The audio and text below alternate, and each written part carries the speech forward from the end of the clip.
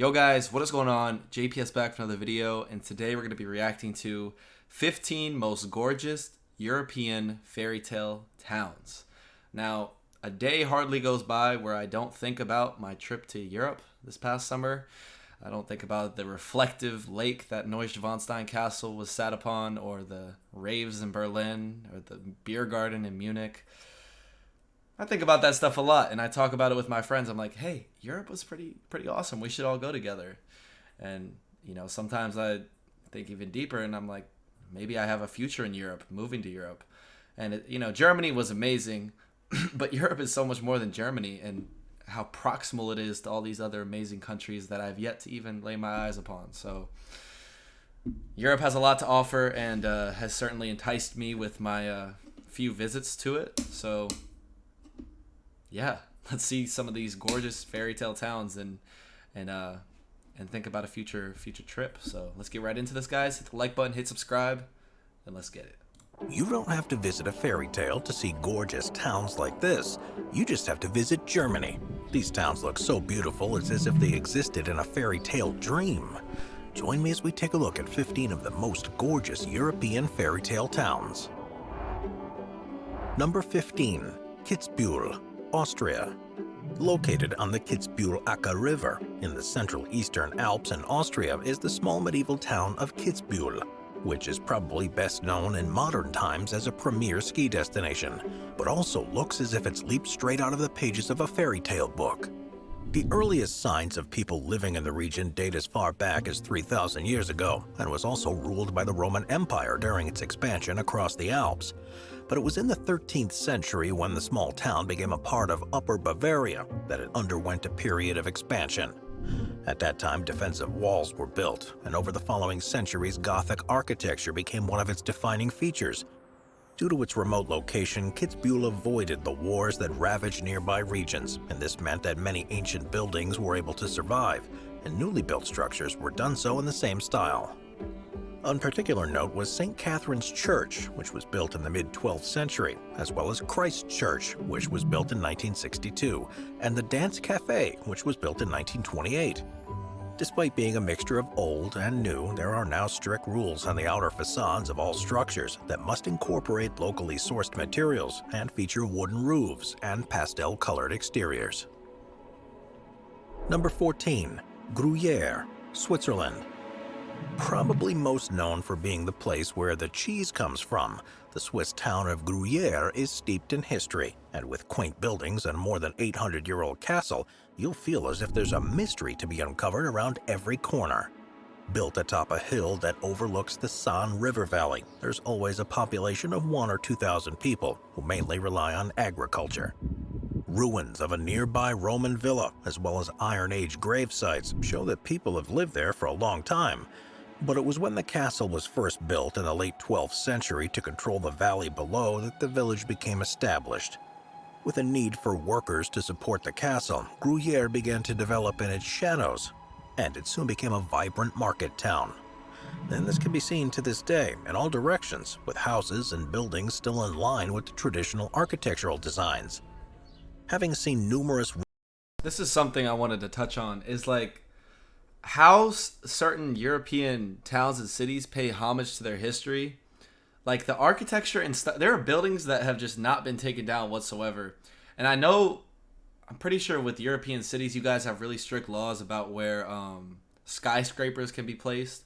Like there are certain zones and areas in cities that are restricted or sectioned off because they're so historical and they played such a pivotal role in the creation of the city. But like when you look at these places, the history is just right in front of your eyes. Like it's just so beautiful, and we don't have that in the United States. We're a younger nation, so the lore and the rich history, we have history of course, but it doesn't go back nearly as far, and it's not clashing with all these different countries at the same time. Really cool stuff. This looks beautiful, and so did the Austrian town. What was that, Kitzbühel? Let me know about that pronunciation. I was very close to Austria when I was in Bavaria, so missed out on that one, but there's always next time. Still in line with the traditional architects, all of whom were recorded in the archives of the castle. This is surely the kind of place you'd expect to stop at for a meal while you're on your way to rescue a princess. Number 13. Exactly. Rothenburg, Germany. The incredible town of Rothenburg ob der Tauber is in Bavaria in Germany, and it's one of the best preserved medieval old towns in the country. It's also one of the only three that still have their historical city walls and relies so heavily on tourism because of its unique setting that it's part of Germany's romantic road theme route, which itself is based on the original trade route through the region. Originally founded in 1170 to support the newly built Stauffer Castle, parts of the original development can still be seen today. It was soon declared a free imperial city, which allowed the rulers of the town to operate independently from the wider country. And even though large parts were destroyed by an earthquake in 1356, most of it was rebuilt. There was a similar reconstruction period following the Second World War, during which almost half of the town was destroyed, but all structures were designed to replicate, or at least in the same style as the original designs, which is why it still retains its medieval vibe today. Undoubtedly feeling like a fairy tale town, Rothenburg boasts a pedigree like no other. This was the town that served as the inspiration for the setting of Disney's 1940 movie Pinocchio, and it was also used as a location in the final two Harry Potter movies. Disney just they can't stop getting motivation from Bavaria, because Neuschwanstein Castle was what? Beauty and the Beast? Is that the right film? I don't even know. But Pinocchio too. I always had thought Pinocchio had some German vibes to it. That's a fun fact right there. I didn't know. I love the uniform color of all the buildings. And I'm not sure what color of stone it was. I think it was maybe honey colored or light brown. But I remember on the tour to Neuschwanstein Castle, they said that was a sign of showing wealth, was having that specifically colored building. So, yeah, this does look like a fairy tale town. It's crazy. Number 12. Mostar, Bosnia and Herzegovina. The city of Mostar is the 5th biggest in Bosnia and Herzegovina and lies on the picturesque Neretva River that runs through it. From the first moment you see the old bridge that crosses the waterway, you can tell that this is a special place and one that almost seems like time forgot. The bridge itself was built by the Ottomans in the 16th century and is a stunning example of Islamic architecture from the time. Once described as being like a rainbow soaring up into the skies, it's the most visited and recognizable landmark of the city. But unfortunately, the one that's there isn't actually the original. It did stand for more than 400 years and would be there today if it wasn't for its destruction by the Croatian Defense Council in the 1990s during the Bosnian War. A replica was built in 2005 though, which was a faithful recreation and made with exactly the same materials and to the same specifications as the original. There are plenty of other historic monuments in the city too though, that have stood the test of time. There are the remains of a Christian basilica, a clock tower, a more than 130-year-old synagogue, a lavish palace, and a mosque from the 16th century that completes the historical feel to Mostar and has a vista that would be at home on the cover of a storybook. Number 11. Igisheim, France. Located within the Alsace region of northeastern France, the small commune of Igisheim is exactly what you'd expect from a medieval encampment in the country. Surrounded by vineyards and often voted as one of the most beautiful villages in France, a castle was first built there in the 11th century, and other buildings to support it soon followed. Arranged in concentric circles around the castle, the streets are paved with cobbles and lined with brightly colored houses with traditional pointed roofs and timber frame construction. There are still the fountains and courtyards that were installed hundreds of years ago, and a small church that had its original 13th century opening virgin. Walking through the town, you'll feel the whispers of the past all around you and stumble upon hidden messages and codes that have been etched into the wooden frames of the buildings. Whether these are examples of medieval graffiti or ancient riddles, no one can be sure, but it does add to the mystique of the place.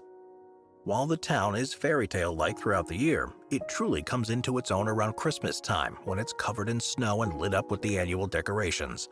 The rustic charm and architecture mean you'll almost be certain that the Brothers Grimm must have passed through and seen it for themselves at some point. Number 10. Bled, Slovenia. Set on the side of a glacial lake which freezes all the way over each winter, Bled is a medieval town in northwestern Slovenia and one of the most picturesque places in the whole country. Despite there being a human presence there for centuries, the town as it is today began taking shape in the 19th century and has become an idyllic mountain refuge. From Bled Castle, which dates back to more than 1,000 years and still stands on a precipice overlooking the lake, to the small island at the center of the lake which is home to the Assumption of Mary Pilgrimage Church. Not only does the town attract tourists from far and wide because of its stunning architecture and historical importance, but also because the pure waters have led it to becoming known as a wellness resort town. There's a thermal spring that feeds 2 of the resort swimming pools, but the lake itself reaches warm enough levels to swim in during the summer. In winter, though, the lake brings the focus back to Bled's fairy-tale-like qualities, because as it becomes covered in ice, it's used for skating. It also means that the island's accessible by foot, rather than being forced to row there by a wooden boat. Number 9. Ghent, Belgium. Situated in the Flemish region of Belgium, Ghent is the 3rd largest city in the country, and while you certainly could spend your entire time there in the more modern outer suburbs, the Old Town part of the city stays true to its historical roots. It's actually been a region inhabited by people since the Stone Age and Iron Age, but despite it being used by the Romans, Ghent... Like, there's just castles everywhere. Why does every European country seem to have, like, a lake like this? Hold on, I wanted to go back and comment on this. This lake literally looks like it doesn't even exist on this planet. Like, I've never seen water that, like... I always see this teal-colored water in Europe. We don't have it like that. You guys are so lucky. And then you could skate out to an island. Imagine, that would be so cool. And then you get out to the island, and then the ice cracks, and you're stranded out there. Okay, that would not be so cool. Anyways, let's keep it going. The Stone Age and Iron Age, but despite it being used by the Romans, Ghent itself first began to develop in 650 with the construction of 2 abbeys, which can still be visited today. Rapid expansion during the 11th century saw it become larger than Cologne and Moscow by the 13th century, with more than 65,000 residents within the city walls, and the towers that the St. Bavo Cathedral and St. Nicholas's Church were built around that time. These and the Gravenstein Castle set the scene for Ghent's beauty and are complemented by other medieval buildings in the old town, which truly make you feel as if you step back through time as you explore the twists and turns of the car-free streets. If you ever visit, there's no bad time to be in Ghent, but truly to savor its charm, choose a time when one of the city's many festivals is taking place. It's for these that the buildings are dressed and return to their former glory. Number 8. Positano, Italy.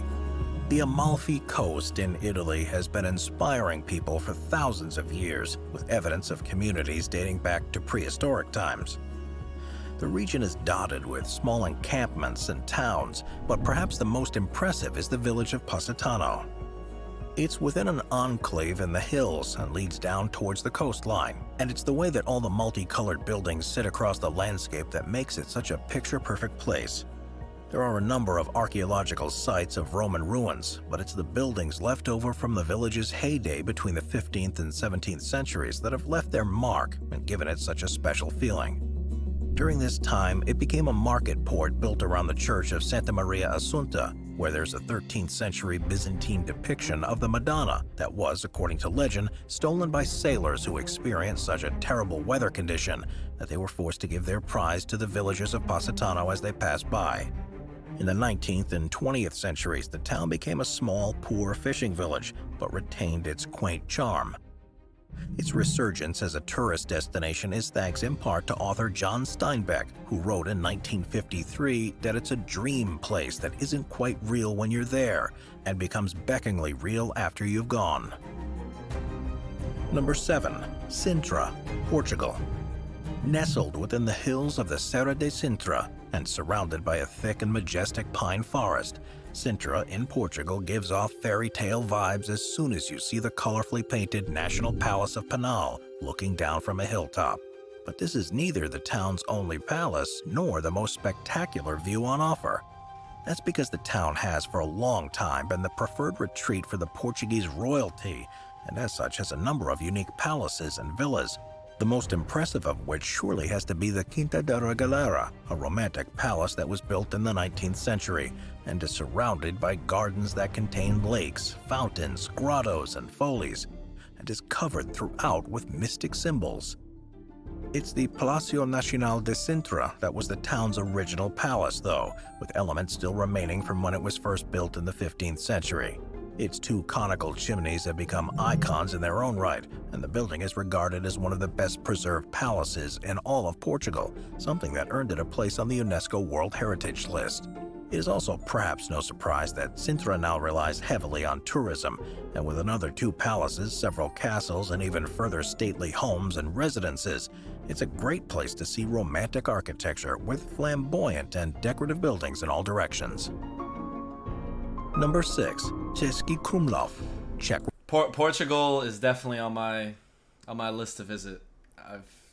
A lot of people that I met when I was traveling throughout Germany and Britain this summer. Portugal was a place they were going.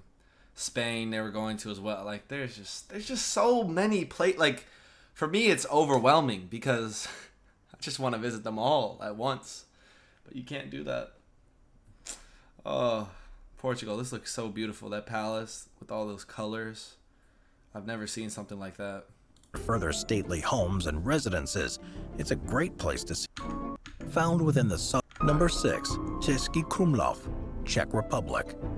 Found within the southern Bohemian region of the Czech Republic, the town of Český Krumlov offers some of the greatest examples of Gothic, Renaissance, and Baroque architecture in the whole of Europe. The oldest settlement in the area actually dates back to the Iron Age, as it's on an extremely useful position by a river, and it used to be an important stop off a trade route through the region. The biggest landmark is the Český Krumlov Castle, which was built in the mid-13th century, and following continual building in the time since, now forms one of the largest castle complexes in Central Europe. Covering an area of around 17 acres, the site now features more than 40 palaces and buildings, which are arranged around 5 castle courts and a park. And as you'd expect from a medieval castle, there's a moat around the whole place. But instead of being filled with water, it was designed to be a home to a large number of bears. Inside the castle, the theater has been perfectly preserved, as it was when it first hosted performances in the 17th century, and there are a number of other features and buildings that harken back to life in that time period, making the town a true fairy tale wonder. Number 5. Halstadt, Austria.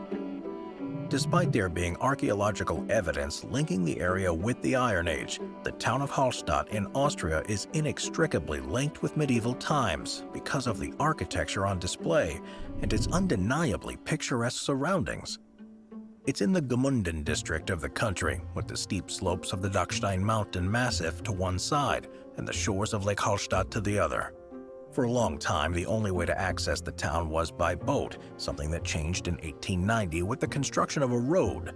But the residents held firmly onto the notion that the character of the place wouldn't be affected by the influx of new people. Because of its historical importance and because of the scenic surroundings, Halstatt was recognized as a heritage site by UNESCO in 1997 and has since seen tourist numbers skyrocket. The largest proportion of these new visitors are from China, where Halstatt was said to be the most Instagrammable place in the world. Rumors also spread that it was the inspiration for the village of Arendelle in Disney's Frozen, and that has led to there being as many as 30,000 tourists a day, despite there only being a permanent population of less than 1,000. Amazingly, Halstatt is seen as such a beautiful place that a replica has actually been built in China, which is now its official twin town. Number 4. What do you mean a replica? Like they built a replica town in real life? Yo, the Chinese are doing too much now, bro. Another Disney movie though. Another Disney movie. Yo, what is up with Austria has all these Disney movies. Look at these mountains just cutting through into the water. Oh my gosh. Imagine having a house here. They better have boats. I see a couple boats, I think. Making me jealous. Making me real jealous right now. Which is now its official France. Another French town that's famous for its wine and its picturesque architecture is Colmar, which is in northeastern France.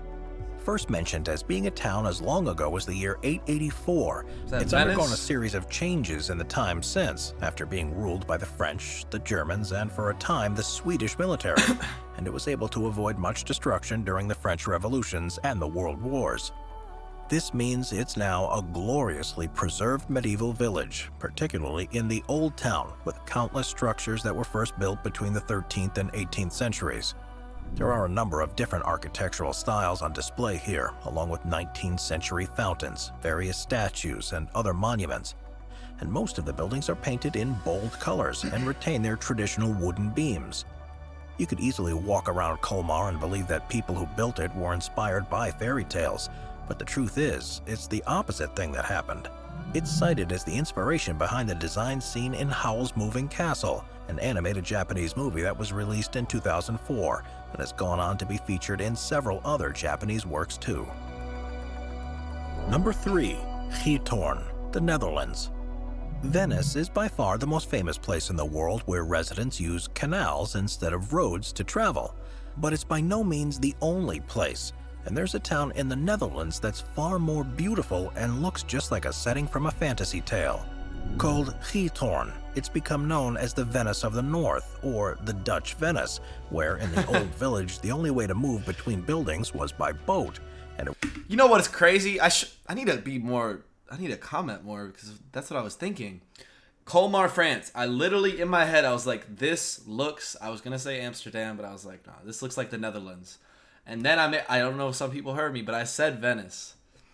I should have been saying that, bro, because it does look smack like Venice before. But, okay. The Netherlands is also on my list. I really want to visit Amsterdam and, of course, go around the Netherlands. See some of those tulip farms. Yeah, we need that. Dutch Venice, where in the old village the only way to move between buildings was by boat. And it was only relatively recently that even a bicycle path was added. Despite having a population of fewer than 3,000 people, Giethoorn has 176 wooden bridges across the waterways, each of which were dug by hand, along with a series of lakes in the natural peat land that was there before.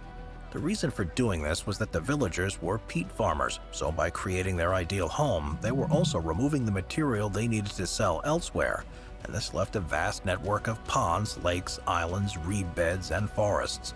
Even today, with more modern buildings, the town is virtually entirely a pedestrian district if you choose to stay on dry land, but it's by boat that you'll get the best vantage point of the 18th and 19th century thatched farmhouses. Number 2. Byberry, England. England has a large number of quaint little rural towns that have been the inspiration for locals in stories such as Lord of the Rings and Alice in Wonderland. But of all of them, the one that's considered to be the most beautiful and then attracts the most visitors purely because of its photogenic qualities is Byberry. Built along the River Colne in the Cotswolds, the stone houses with pitched roofs were mainly built during the 17th century.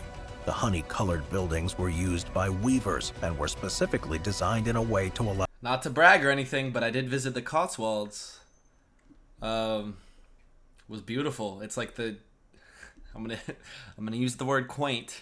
He used it in this description, but that is literally the perfect word to describe small Cotswold villages with the honeycomb buildings, the rolling hills, the sheep, and the beautiful countryside. So I'm very, very grateful to have been able to visit the Cotswolds. And I was waiting for England to be on this list because there are some beautiful places. Should have mentioned that. Allow the wool to be hung and dried before being processed and then taken to market. No matter where you look in Byberry, you'll find historical buildings and evidence of a thriving market town, such as the largest building, Byberry Court, which was constructed in 1633. The most famous part, though, which attracts people from as far as Japan, is Arlington Row, where the cottages were first built in the 12th century as a wool store and repurposed in the 17th century as homes for the weavers. This is one of the most photographed views in the region, featured on the British passport, and when you're having that cup of tea, you'll almost be convinced you've seen a few hobbits running off into the undergrowth. Number 1. Mittenwald, Germany. As the country where most classic fairy tales were either written or set, it makes sense that Germany has more than its fair share of dreamy towns. But the one that stands out above the rest is Mittenwald, which lies on the border with Austria. With cobbled streets and stunning mountainous views, this was once a vibrant trade center where the merchants would stop off on their way to Venice. Its heyday was during the 16th to 18th centuries. At a time, it also became synonymous with the manufacture of violins, violas, and cellos. But today, it's the fairy tale setting that's the biggest draw for tourists. Seemingly frozen in time more than 200 years ago, Mittenwald's old town still has a babbling brook rippling through its center, with beautifully painted facades, called Luftmalerei, adorning each building front. What would otherwise be a fairly boring town is brought to life by these artistic accents. Many of them tell a story, such as the profession of the former house owners or tales of festivals and events that took place in the town. With further historical buildings like churches and workhouses, and being within driving distance of some of Germany's most famous castles, you can imagine all of the most famous fairy tale characters walking through these streets. And it almost certainly was the inspiration for a number of stories that were published by the Brothers Grimm. Hansel and Gretel? Maybe? I don't know. But, okay, that looks like a little further east than I was when I was in southern Germany. So, we just missed out on that. But it looked similar to some of the towns we passed through. So, yeah, the titling was messed up at the end, too. They had, like, Lisbon or something, and it was a place in Germany. I don't know. Like, bro... Come on. Anyways, that was 15 most gorgeous European fairy tale towns. And I have a feeling that I'm going to be in some of these in the future. I have a really good feeling about that because all this traveling has really opened my eyes to how powerful and important traveling is. I really wish more people would get out of their comfort zone and just book that flight, make that move. Not all traveling is fun. There's definitely downsides to it and times you wish you were home, but that's life, you know. Not everything is perfect, and the ups and downs, the ups make the downs worth it. Like when you're sitting there, chilling, having a pint right next to a beautiful mountain. I don't think all the hassle and TSA and all that really matters as much. So, anyways, I hope you guys enjoyed that video. If you have other videos you'd like for me to watch, throw them in the comments. Hit the like button, hit subscribe, and I will catch you all in the next one. Peace.